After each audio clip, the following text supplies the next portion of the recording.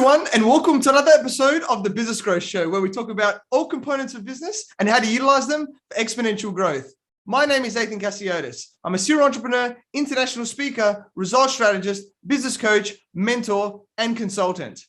Today, I have an awesome guest. She is a growth strategist and consultant, a business mentor, entrepreneur, personal power alchemist, self-actualization expert, and elite performance leadership advisor. She focuses on your mindset, marketing, and money to provide freedom, fulfillment, fortune, faith, and fun so you can thrive in boundless bliss. Welcome, Kristen Miller, and thank you for being on my show. Thank you so much. That's a very powerful intro. I'm very blessed to be here. You're very welcome, Kristen, and it's so awesome for you to be here as well. I'm sure it's going to be amazing for everyone watching and listening today. So you're a very successful entrepreneur. So for those people who don't know who you are, just please introduce yourself by telling us about you and your journey. My journey's been a rather interesting one, but I think many of us have that. I like to refer to myself as the girl next door who just absolutely adores business. I always have. From young, I kept a little business glossary of terms and quite a natural entrepreneur. Like I wrote my first books at 11 and, handwritten now, hey, in the old days, pre-internet, and created my own little bar stamp, like the stamp codes that you would scan in shops and convenience stores, etc. But I call myself a late bloomer as well. I didn't actually start my first business until I was 30. I'm 41 now, so I'm still a spring chicken, but I didn't actually take the big leap. And it's quite a miracle the way it happens. Talk about comfort and complacency. So I was an employee, a COO at my last company, the last time I was employed. And then they did a big merger and restructure. So everyone was retrenched. And that was just a blessing. And it was at that point where I said, right, I'm not going to bother updating my CV or anything. I'm just going to start my own business. I've always wanted to. And I've heard you mention in a previous episode that our revenue is in our relationships, right? And I'm a natural connector. And I built up amazing, amazing relationships with people from around the world. And I just started from there. And my first month in business, I'd earned more in that month than I'd ever earned in my life before, just because I was actually very nervous. Day one, I remember 4 a.m. in the morning, I got up, eyes wide, in my little one-bedroom condo, a garden unit apartment for us in the Southern Hemisphere. And I just said, all right, what do I do now? So it evolved from there. And it was in real estate. That was my first business, which was successful. But I hit 2015 and I found myself, it just sort of happened, becoming what I now lovingly call a misfiring, misaligned, and generally miserable millionaire. So you can have all the money, you can have the 7-bedroom homes, you can fly around the world on holidays. That's all the good stuff. Of course, we all want to be able to, go business and pleasure, etc. But I was not fulfilled. And I realized it started hitting me from May 2015. And that was where I tend to joke and say it was my first awakening, right? I was like, I've got all of this. Every time I mentioned it to friends or family, they were like, you can't be so ungrateful. You're living a life that most people dream of. What is wrong with you? My dad said to me once, he said, are you having an early midlife crisis or something? I said, no, I'm feeling rather empty inside, but I couldn't quite describe it. And I love real estate. I still do. I'll forever be a property girl and investor, etc. But there was something missing. That's all I could describe it as. Anyway, a few months later and everything started going wrong. So I started losing income because my CEO focus just wasn't there anymore, right? Which happens when we start questioning the very meaning and purpose of life. That is when I really started trying to figure out my purpose. I remember the date, 24 October 2015. I woke up that morning and after a very stressful year, I traveled internationally that year, lots of travel. Every second week I was on an airplane to go meet with clients or, sign big contracts, big deals, et cetera, et cetera. And I woke up that morning and I just said, I don't even want to get out of bed. I just didn't want to. The only two beings that got me out of bed that morning were my 2 dogs. I mean, I was single, living in a massive home that most families would dream of, but I was just not happy and I couldn't figure So I WhatsApped a good friend of mine, and anyway, he sent me on to a vet, a US vet, funny enough, who was an acupuncturist, and he was my first introduction into energy, just our energy. Like, I'm not even going to go into details. I'm not big on, I mean, I don't know much about acupuncture and whatever, but I still say that guy helped save my life, actually, because he just introduced me to a whole other side of the world, a side of living. We've been so conditioned to run on that the racetrack round and round, hence my Thoroughbred brand, that we think success means that, and it actually isn't. So my job now is to help people get off the racetrack, because maybe you're a born show jumper or a dressage star or an like cross-country eventer. Like, we don't really know. We're just so conditioned, and it was part of my upbringing. Success is money and houses, and that's it. What about happiness? What about fulfillment? What about having fun? What about feeling that joy through your state of being every single day, right? So that got me on the journey. I took a sabbatical. I went and lived on a tropical island for almost 4 months. I did zero corporate work. I worked with horses, because in the back of my mind, something told me, go back to when you were young. What brought you the most joy? And then, seeing as you're experienced now as an entrepreneur, or more experienced, I'm still a rookie back then for sure, but how can I incorporate that into a business that I love leading every single day, even on the bad days, as I like to joke, right? And incorporate the equestrian theme, the thoroughbred horse, my favorite breed, that's all, and bring that into a business and actually make it work and make serious money, because we all want to make good money to live a high quality life, right? So it took me that almost 4 months. I came back fully revitalized, refreshed, ready to go. And I said, right, I'm willing to be laughed at and ridiculed, which I was, by the way, by friends and family, for bringing in a horse brand. Like, who is this crazy horse chick, as I was told, who's now offering mentoring and coaching, life guidance, et cetera, and it's just worked. And I'm so blessed and grateful. And I think it's because I now teach people how to harness that thoroughbred horsepower that actually exists within every single one of us. We're all born with perfect pity.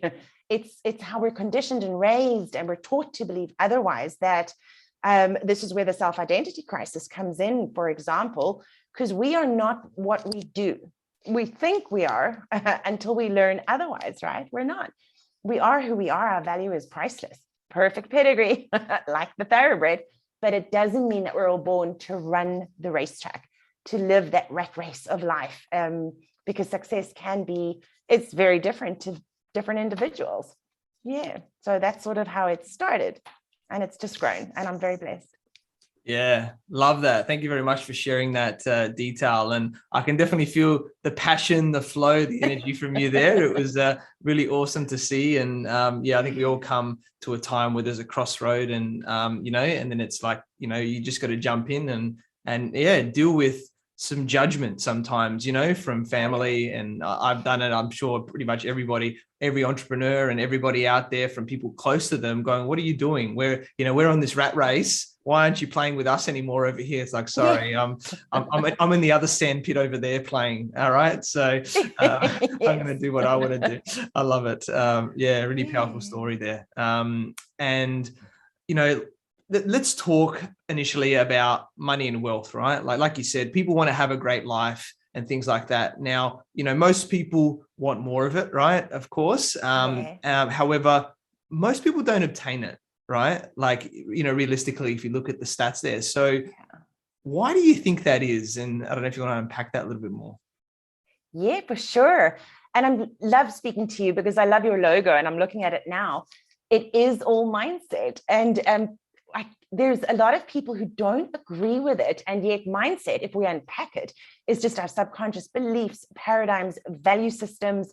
It's a mixture. It's a beautiful collection of, it's a combination, how we were raised versus all the new information that we're getting in the world today, especially today in the online world, right?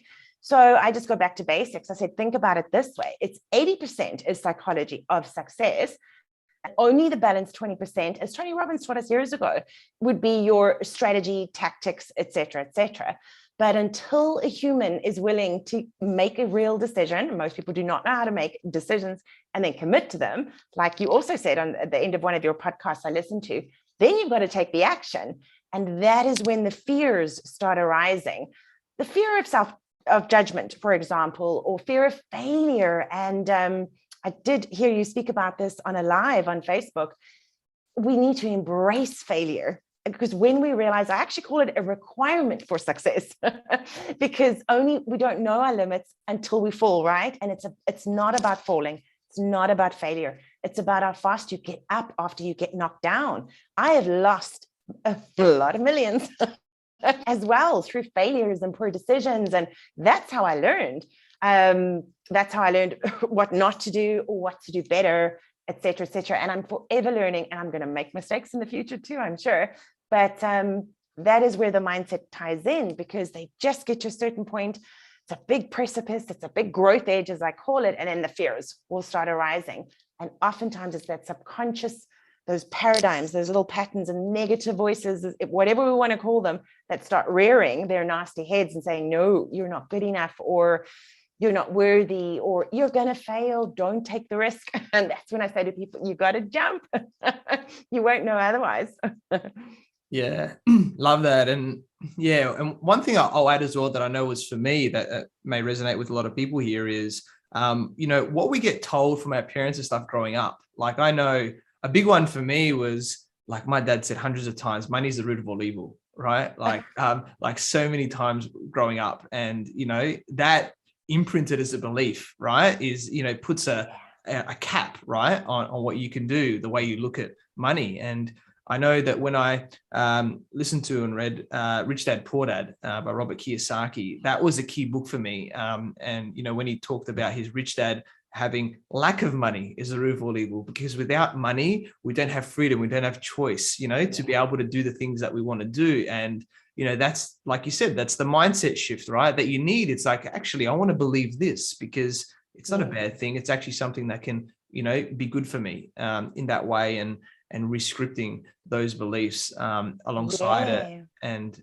I love that, then you obviously we're focusing on, like you're talking about, the fears and business and failures, right? It's so many in business. And I think you got to get used to it, right? Like I think it's almost like we're like kids when we go into business, I think. And then it's like you're sort of falling down, and like, you're getting a little scrape on the knee, and then it's like you're building up your thicker skin as you go through business, because you're just going to deal with it, right? Yeah. And you're spot on about the money beliefs. I was so inspired to actually launch that new little group, Rich, Safe and Happy. And that's recent. That's in the last 2 weeks, because a lot of women in particular, and it is based on our parenting and conditioning and societal conditioning. I went to a private Catholic school, so money was absolutely the root of all evil. And any woman, especially women who dare to speak up about it, I was raised, it's a taboo subject, like total taboo. You whisper about it if you ever talk about it. And it brought the most suffering and unhappiness throughout my parents' lives. Neither were entrepreneurs, so I get it. They were employed. And guess who helps look after them today? Their kids, right? because of the beliefs and the way they were raised. So it's all love, grace, and gratitude that I have. I know that my parents did their very best for us. But I've got a joke that I say to certain clients, like, everything your mama told you, cancel, clear, delete, because it's their old paradigms which have conditioned you. So my dad's was money doesn't grow on trees, and my mom's was money is the root of all evil, which brings us in terms of mindset into double binding messages. So we were also raised, you have to be successful. And to do that, you must be a lawyer. You must be a this. I was supposed to go to law school. I said, no, I dropped out. My mom was so mad. She wouldn't speak to me for ages. I just said, no, it's not what I want to do. So what if I was accepted, I went to become a waitress, by the way. Huge embarrassment to her, apparently, at the time. But I loved it. And anyway, that's a whole other story. But so the double binding messages that we get as kids too is they want success. They want their kids to be successful, which we all would want that for our kids, right? But there's the conflict, and we don't realize this until we're older. You must be successful means lots of money and wealth. but it's also the root of all evil. So avoid it, avoid it, avoid it. It's a pain point. It causes suffering. You've got to work super hard. That has been my most crippling money belief. You've got to work super hard to make money. Like, kill yourself in the process. I was seriously physically ill by the time I went for my acupuncturist meeting, and then I brought on the health and the fun state of well-being. You know, it's interesting. Yeah, it is. And it's social conditioning, basically. And I think, you know, the best way to do it is, I think it's termed in NLP, is that people do the best they can with the resources they've got. So it's not necessarily our parents' fault, because it's how they were taught or how their circles were taught, and they're just passing it on. So, you know, I think what's really great, what's interesting is that, you know, now in these days with the information age and internet age, we're starting to become more conscious. We're starting to realize these things. You know, people like you and I are now getting our message out there to be able to help people, you know, in a much bigger sense. And, you know, I see this as a paradigm shift, so that, you know, when we're helping not just our generation, but the generations below us, right, for the next level, that it's really going to change the game, which is going to be very cool to see how that unfolds, right? Yeah. I joke and I say I'm here to help create conscious millionaires, because even being a millionaire today is a low bar, actually, compared to just one generation back, because of the way everything's changing. Nowadays, my clients have called me a miracle money mentor, and I think that's so sweet. I actually looked at trademarking it last year, May, and I didn't get there. I was like, miracle money mentor, but it's very sweet, because when those mind shifts and paradigm shifts happen with them, and that's with a lot of women that I work with, for them. Men, I find, don't have money mindset issues as much, not nearly as much as women. So it's interesting, social conditioning, as we say. But it's sweet, because it shows them, and I teach them, you don't have to. I'm not saying don't work hard. I always say work diligently. Your diligence will always pay in dividends. And that is starting to bring in investor terms. Then I teach them all about assets. All assets. So I speak in asset terms. I always say you've got a life and a business estate, but it is one. You are your greatest asset. So look after you, and all the money babies will start flowing. But you have to invest. Investment in assets is what creates wealth. So there's two separate conversations as I teach my clients. There's a money one, which is money and income and flow. And then there's a wealth conversation, which is assets and ROI and leveraging your time and money, because you're so right. First, you need the money in order to leverage the time, right? And then you get to play in the freedom world, freedom game with fun. Definitely. Love that. And let's just go slightly deeper on this one, right? Because you're talking about, you know, let's work diligently and everything like that. And that's exactly how we should be. But you know, I'm sure for a lot of people out there, depending on if they're especially in the earlier stage of their journey, they're probably like, oh, you know what though, Kristen, I'm just, you know, I've just got all this work on, I'm stressed, I'm overwhelmed, and all these other type of things. How do I do it? So, you know, when you work with your clients or yourself, what do you think are some ways where people can make that switch, you know, to combat when that stress or overwhelm comes about? How to sort of blitz the burnout, as I call it, because no one, and I was there, so I know, I call it the burnout and brain fry barn. So when we're developing our life and business estate, and you picture a whole estate, and I've got an image that I can share it with you gladly. I've got an image that I actually use for people. First of all, we have to uncover why they're feeling the burnout and the overwhelm. Where can I plug the leaks? That's where I start looking. I sort of start gauging. Is it systems and automation leaks? Little things, even like Calendly, have they got something like that helps them manage their personal time? And I say this with a smile, because I know we cannot really manage time. What we can manage is our focus and our activities. So let's plug the bigger leaks first. Let's find out where you're suffering, in other words, the most first. And we start creating systems, because automations do work to empower our lives. Setting them up in the beginning probably causes a lot of the confusion and the overwhelm. But once you get the tech spec well integrated, especially in terms of marketing, everything seems to flow a lot easier. But we do this in conjunction with their mindset, because just today, a client said to me, oh, thanks for talking me off a ledge, for example, because she's at a growth point in her business where she's needing to invest in the right platform. So we were having Kajabi, Kartra, Entreport, Infusionsoft discussions as a small example, which is very overwhelming to someone who's never had to deal with that before. But yet, by investing in that sort of software, it is going to leverage your time greatly. Now she can start developing what I call digital assets that just keep producing the residual income. So record your masterclass, for example, one, create the automations and the flows, build the funnels. That then starts leading to leverage time over your digital assets. So you start getting in the passive income, the Soya income, 7-year pass money, as I call it. But the first step to do is to become aware. So I would take them let's become aware of where and why you're feeling most overwhelmed and most confused about, etc. Because once you can name it, you can tame it. I always say, if you can name it, you can tame it. So let's find those leaks and plug what we can, doing the best you can with the money you've got. I love HubSpot, for example, but it's expensive, so it's definitely not software for everyone if you want the full access to the, full suite.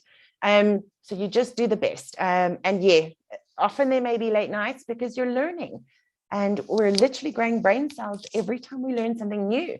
I cried the first time I started learning about culture. I literally sat late one night and I shed tears. I was like, this is crazy. Like, oh my word. It was so overwhelming in the beginning until I got used to it, as a small example, a really silly one. But then all of a sudden, like anything, it's not that the thing that we're doing becomes easier. It's that we become so much better and stronger.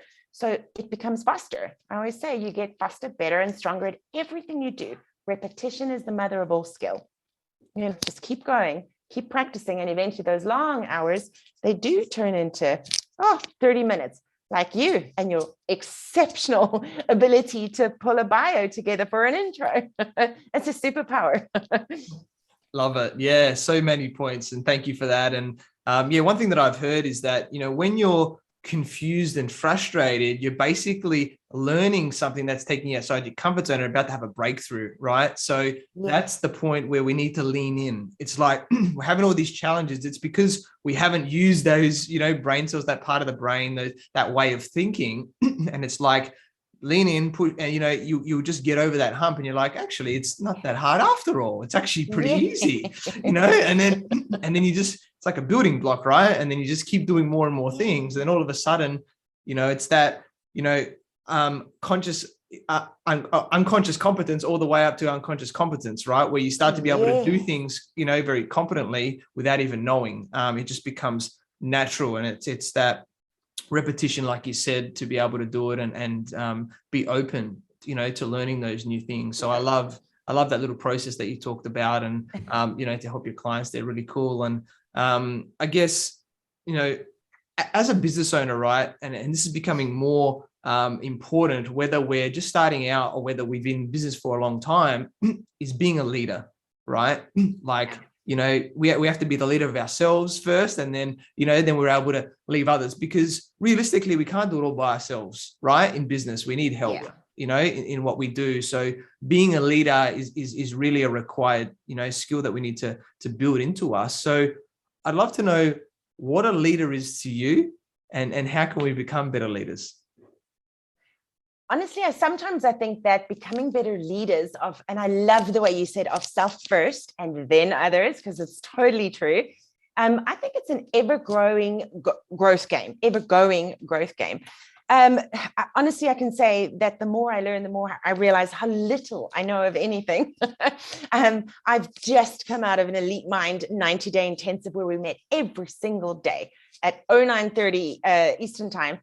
And I promise you, there were days when I thought, geez, I'm in the Elite Mind and I feel like an egghead, right? So one of the best strategies of things that I believe in is try and never, like the moment you feel like you're the brightest person in the room, find a new room, because there's always something to learn. And the more we advance ourselves, and it's not just knowledge, because as you know, knowledge, only applied knowledge is power. There's way too much information on the internet. I talk about the integration and embodiment process, because only once you've truly embodied actually being and doing in a certain way, that strengthens you as a leader of self first. So self-integrity is everything. If you cannot keep your word to yourself, you're going to struggle to keep your word to your team that you need to hire, or to your clients, or to other people in your sphere of influence, if that. So a leader to me is someone that just empowers and uplifts other people. I honestly think it's as simple as that. I think true success is literally just being able to help someone else breathe a little better in whatever way. And I think our individual gifts, talents, and strengths will influence which way. Like I've got Leslie, for example, is my health and fitness personal trainer and nutritionist, because that is not my strength. I will reach out to whatever is easy to eat. I hate cooking. I will never be one of those people who cook. And right now, in between, until I get my in-house cook, literally, I've got Leslie to push me on that, because it is the one thing I will forever not recognize. I don't value it as much, even though I know health and well-being is good, as an example. So a leader is someone who can inspire the change and lead others in an uplifting and empowering way, so that they feel better for having just been around you. Yeah, love that. Very cool. And I completely agree with that. And one thing I'll add on top is that, there's a difference between a leader and a manager, right? Is that, as a manager in a business, whether that's you in your own business or in general in a business, is like someone that just manages employees and look at their KPIs and, they're just sort of ticking the boxes right in there. Whereas a leader is someone that leads from the front, right? It's like, hey, we're doing this project, you get straight into it. It's like you're working with your team. You're the first one there. You're setting the example, right?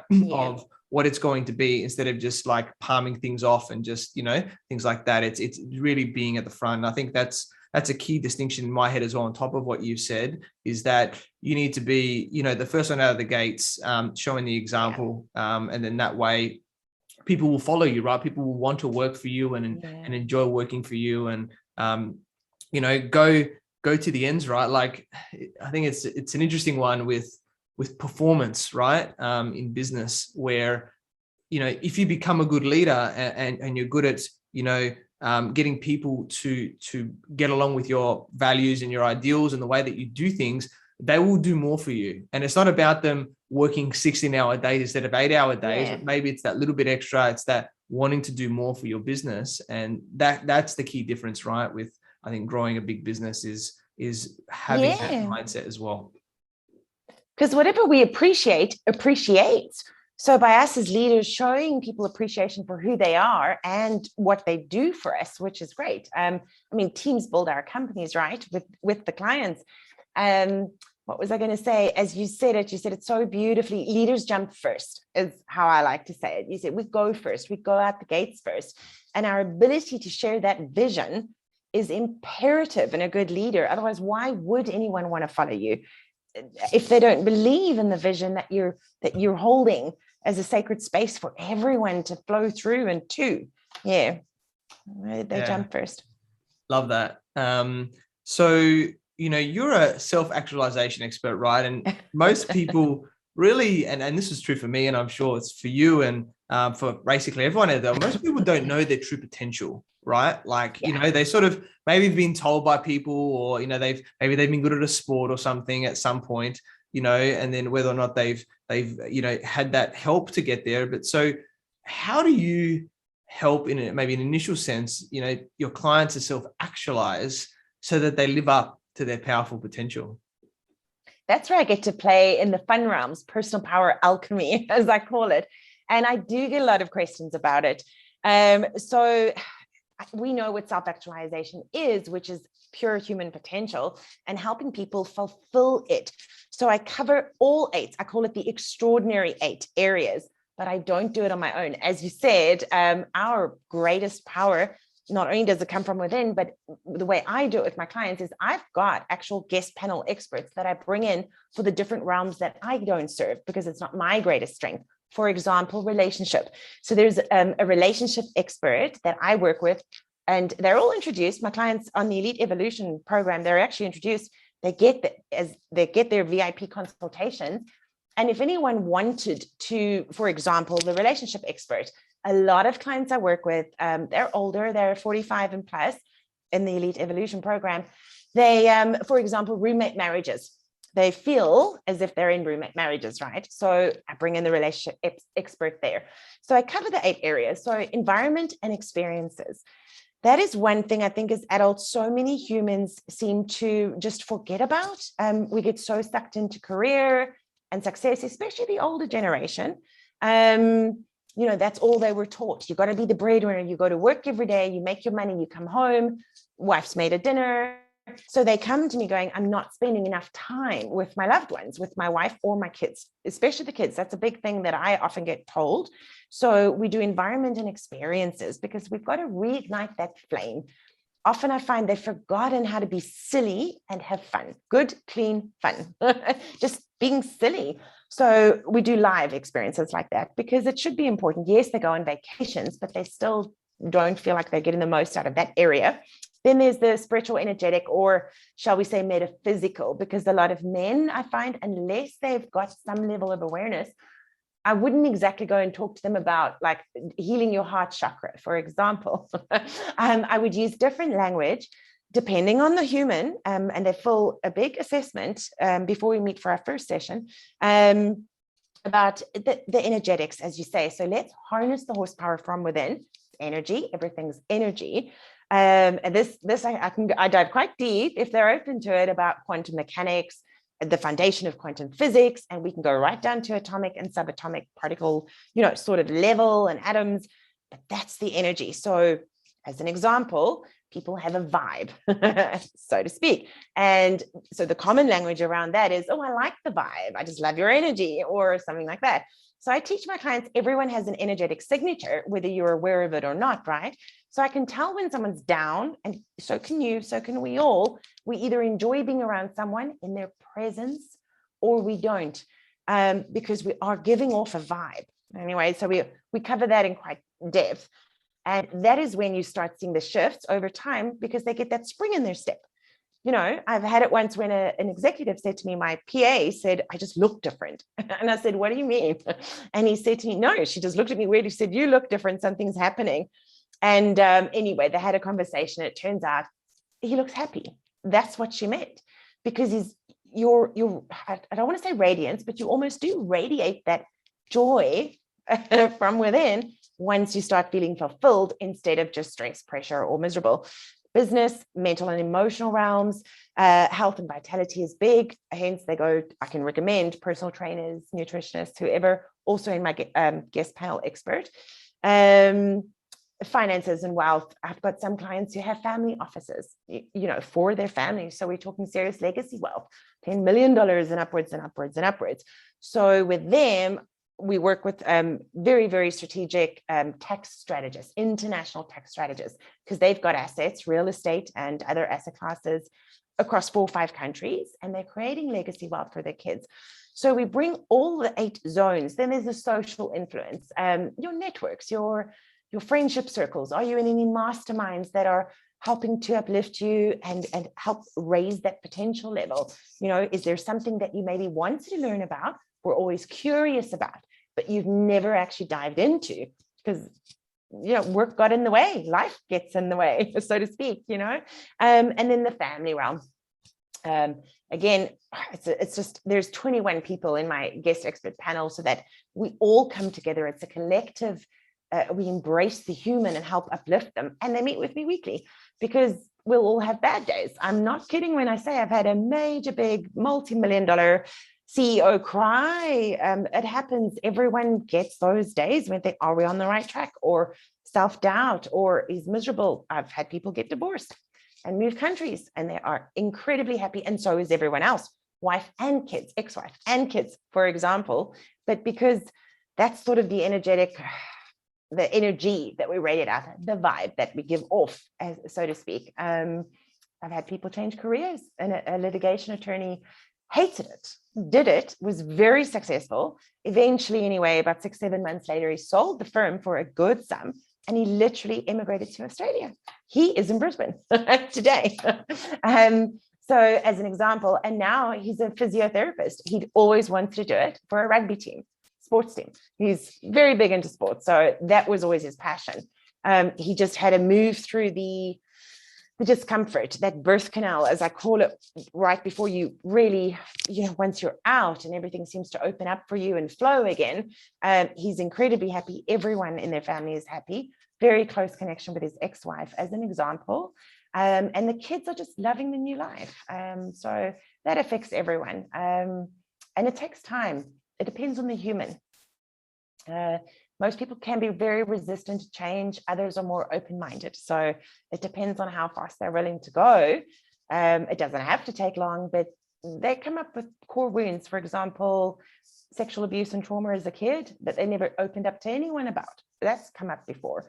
Yes, I have a psychotherapist on the guest panel suite for if they want to really dive deep in that. There's many ways, but it's fun. Yeah, awesome. Amazing segment there. I love that. And one topic I'll delve a little bit deeper in, because you touched on it. I think it's important, is about spirituality and higher consciousness, right? And I'm a bit of a closet woo-woo, as people will call it, that don't know about these things and go, what are you talking about? That type of stuff, right? So and I think the biggest thing for me that I can say, because you probably look at me from the outside and that, it's this business guy and everything like that, but there's a lot behind the scenes that I'm aiming to show that out. And a lot of it is because of understanding, from a general sense, about quantum physics, quantum mechanics, like you're talking about, because that's very deep stuff. But then it's even more so about energy and about, how things work, right? About attracting things to us. And I think one of the biggest words, or maybe two as well, is curiosity, right? Is a big word. And then even openness. Yes. My fiance now, she opened, like I met some people that were sort of in there, and I was like, dipping my foot into the water, so to speak. Yeah. And then, when I met her, she was a lot more into that space, and, and I was just open. I'm like, I'm just going to go along with it. Like, what is it? Like with everything, I think in life, is how open you are is, the type of experience that you're going to get. And a great story I'll just quickly say with me was when I went, you mentioned Tony Robbins before, right? So when I went to Tony Robbins, I went to did it. I went extremely open, did this thing, had some massive shifts. And one of my friends from interstate heard that I was talking about it, because I've been trying to get my partner to do it. And he came, and he was like, and he's asked to stay with me, right, with us. And he was like, I don't know, like, I go, have you got like a book to write notes? I'm not going to write notes. I'm just going to go there and just see what it is and see if I like it. And I'm like, no, that's not how it's going to work. What you're going to do is we're going to go in the morning, and I'm going to buy you a notepad, and you're going to go in and you're going to soak up everything, right? As if you believe it all.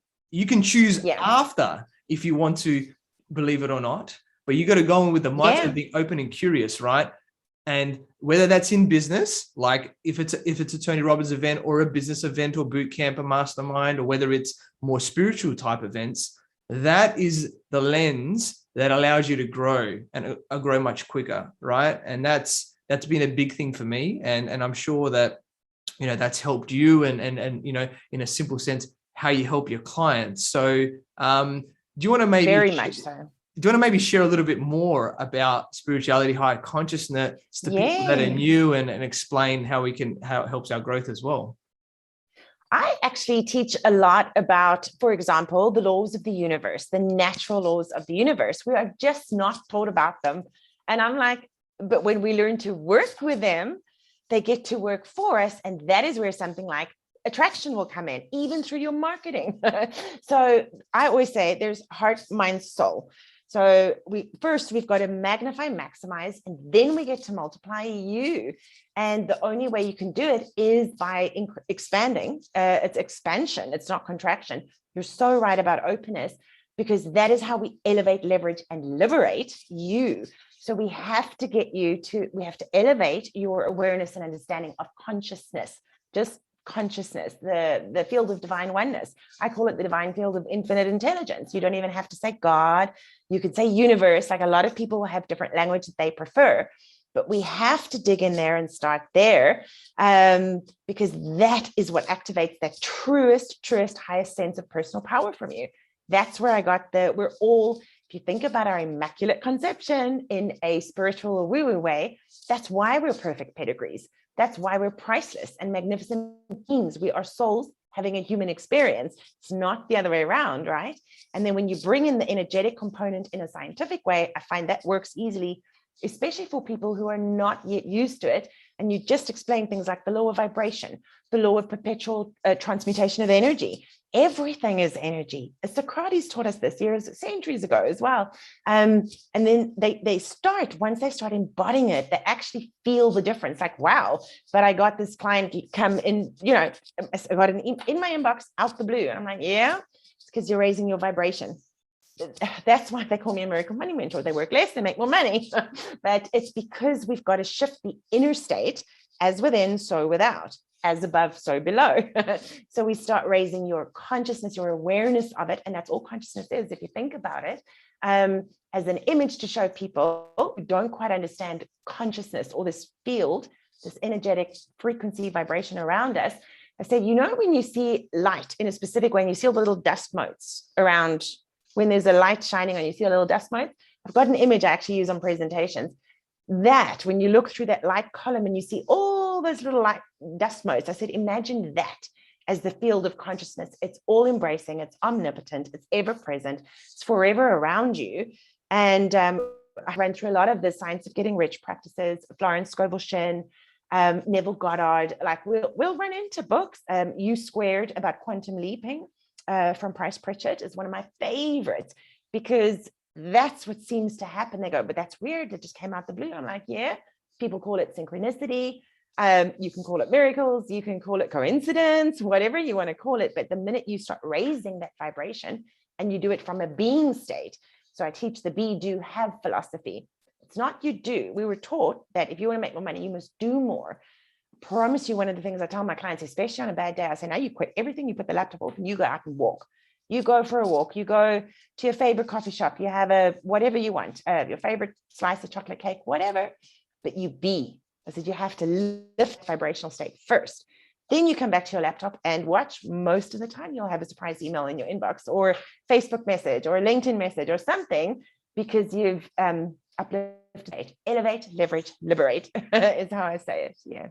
Yeah, love that. Thank you for unpacking that a bit more. Completely agree with all of that stuff. It's a lovely world to open it up. And I actually interviewed a very big person in Australia recently. It hasn't been put out yet, all about quantum physics and mechanics as well. So look out for that one. I'm in. And everybody else, it's coming out in a few weeks. So it's going to be awesome.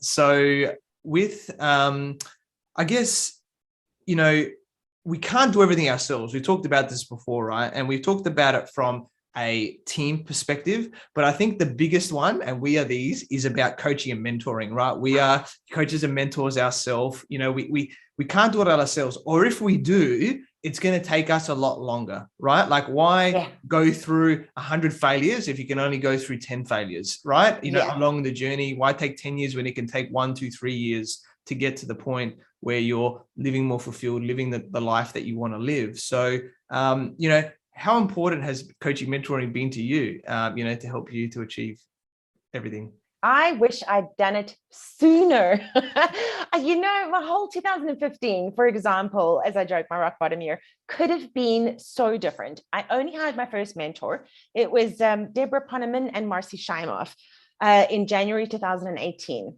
They were my first. And I said, this is it. I'm going to invest in myself. I just have to do it. It was for a year's program, right? And it changed my life. I tell you why, because none of us can see our own blinds as much as we think we can. And we can all only do a certain level, get up to a certain point of self-healing too, if that's where someone needs to go. Most of us have core wounds. We're just unaware of them, or some people who are aware of them just want to block them off. And I became a master at simply blocking it off in a file and not dealing with it, right? Not good. But anyway, thank you. Thanks to mentors and coaches. I say you need both. If you can do both, get both. None of us can see our own blind spots. And it is so helpful to have that shoulder of support when you are in your worst states, when you have that human that you can WhatsApp and say, what am I doing wrong? Why can I not see a different perspective?